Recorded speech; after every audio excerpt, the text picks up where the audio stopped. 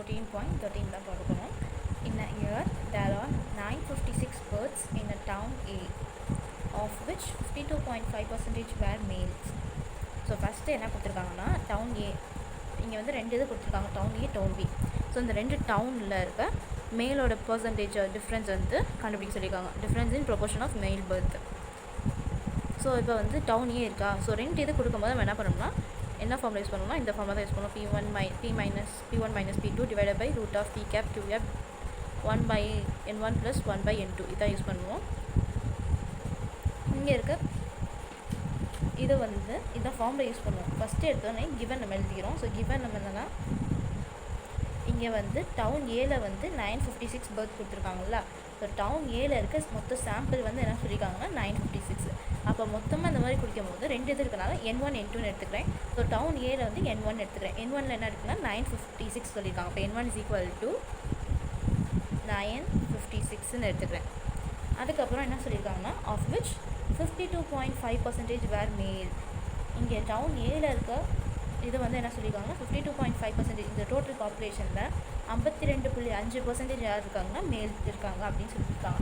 So அங்கே அது வந்து நம்மளுக்கு என்ன எடுத்துக்கோன்னா P1 எடுத்துக்கோம். அங்கே பர்சன்டேஜில் கொடுத்தனால நம்ம என்ன பண்ணிக்கலாம், டிவைடட் பை 100 போட்டுக்கலாம். 52.5%னா டிவைடட் பை 100.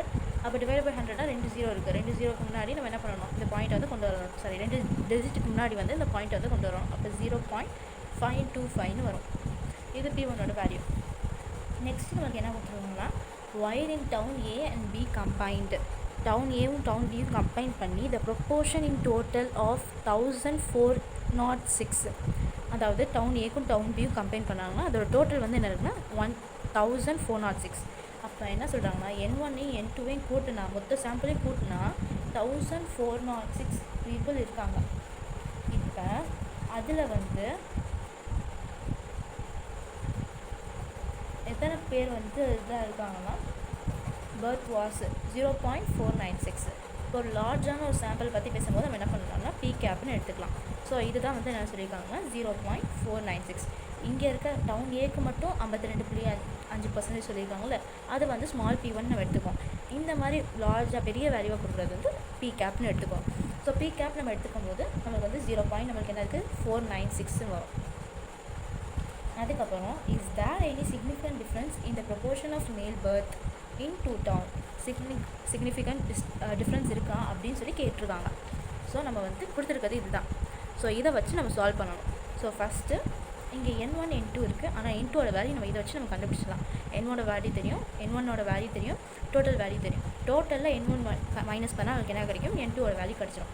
ஸோ இதுலேருந்து என்ன பண்ணுறேன்னா N2 is equal to 1406. இந்த N1 வந்து இந்த சைடு வந்துடும், மைனஸ் N1 வரும். N1ஓட வேல்யூ வந்து 956. ஸோ இந்த வேல்யூ கூட நான் வந்து 9006 கூட 956 மைனஸ் பண்ணால் நமக்கு என்ன கிடைக்கும், 415 கிடைக்கும். So equal to 450. இது வந்து N2ஓட வேல்யூ. இந்த பி கேப் இருக்குல்ல, இந்த பி கேப்னது என்னென்னா டவுன் ஏலையும் டவுன் பிலேயும் இருக்கிறவங்க இதோட பர்த்தோட இது சொல்லியிருக்காங்க டோட்டலாக. அதனால் 2 பேர், இது வந்து ஒரு ஆள், இது ஒரு ஆள், அதனால் ஸ்மாலாக எடுத்துக்கணும். அதே மாதிரி P2 வந்து நம்மளுக்கு தெரியாது. ஸோ இதை வச்சு நம்ம சால்வ் பண்ணணும். P2 நம்மளுக்கு தெரியாது, ஆனால் P கேப் தெரியும். P கேப்க்கு ஒரு ஃபார்முலா இருக்குது. என்ன ஃபார்முலா பார்த்தீங்கன்னா P cap equal to x1 + x2 divided by N1 + N2. So x1 + x2ங்கிறது என்னென்னா அதுக்கு வந்து ஃபார்முலா வந்து x1 is equal to N1 P1, x2ங்கிறது N2 P2. N1ஓட வேல்யூ நமக்கு தெரியுமா 956.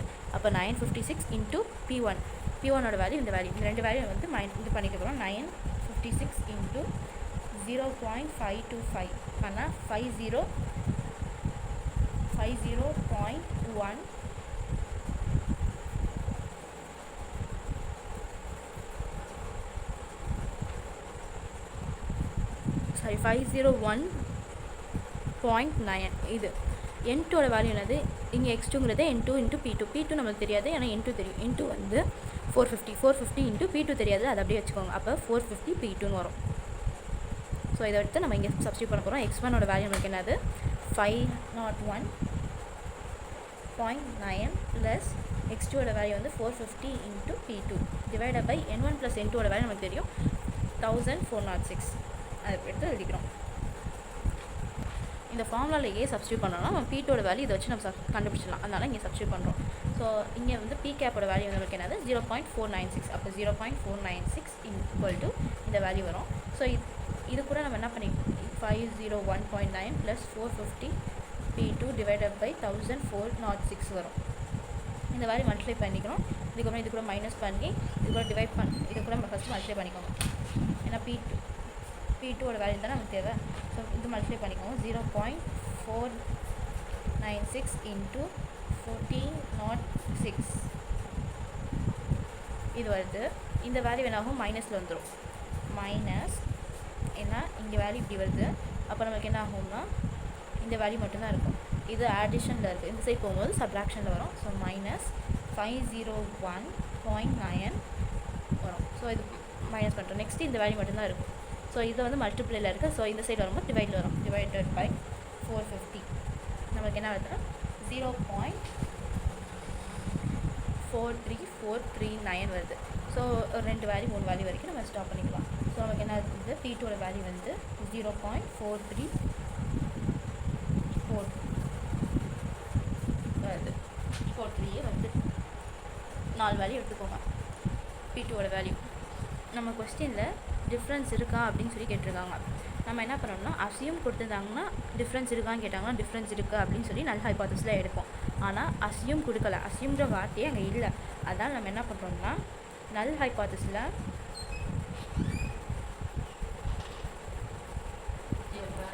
மார்க்நாட் வந்து நம்ம என்ன எடுத்துக்கோம்னா அங்கே வந்து அசியூம் அந்த மாதிரி எதுவுமே சொல்லலைல்ல. ஸோ ரெண்டுமே வந்து சேம். அதாவது டவுன் ஏக்கும் டவுன் பிக்கு வந்து சேமாக இருக்குது அப்படிங்கிற மாதிரி எடுத்துக்கிறோம். அதாவது P1 ஈக்குவல் டு P2ன்னு எடுத்துக்கிறோம். இப்போ ஆல்டர்னேட்டிவ் ஹைபாத்தசிஸில் என்ன பண்ணுவோம் இதுக்கு ஆப்போசிட்டாக நம்ம எடுத்துக்கணும். ஆல்டர்னேட்டிவ் ஹைபாத்தசிஸ்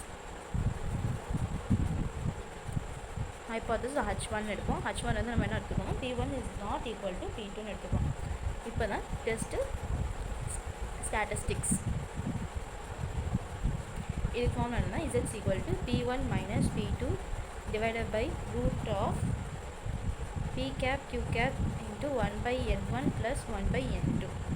இப்போ P1 ஓட வேல்யூ நமக்கு என்ன தெரியும் P1 is equal to 0.525. நம்மளுக்கு வந்து 0.4343 சொல்லி தெரியும். ஸோ இங்கே 3 டிஜிட் இருக்கனால இதை வந்து 3 டிஜிட் மட்டும் எடுத்துக்கோங்க. 0.434. அப்போ 0.525 மைனஸ் 0.434 பண்ணால் நமக்கு வந்து 0.091 வருது.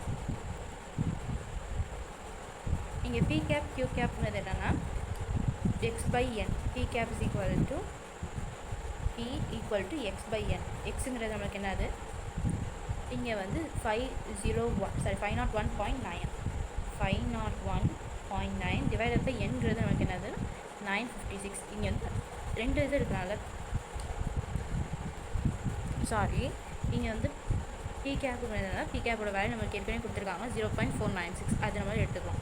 இதுலேருந்து Q cap கண்டுபிடிக்கும். Q cap is equal to 1 minus P cap.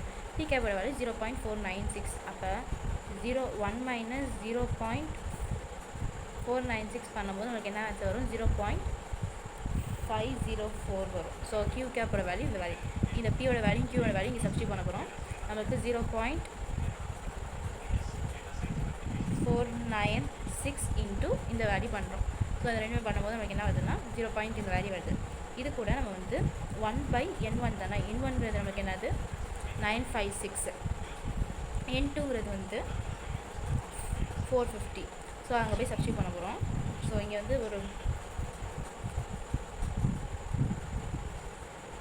இங்கே ஒன்றும் இல்லை. P cap Q cap N1 N2 value வந்து என்னென்னு பார்க்க போகிறோம். P cap வந்து 0.496, Q cap வந்து 0.504.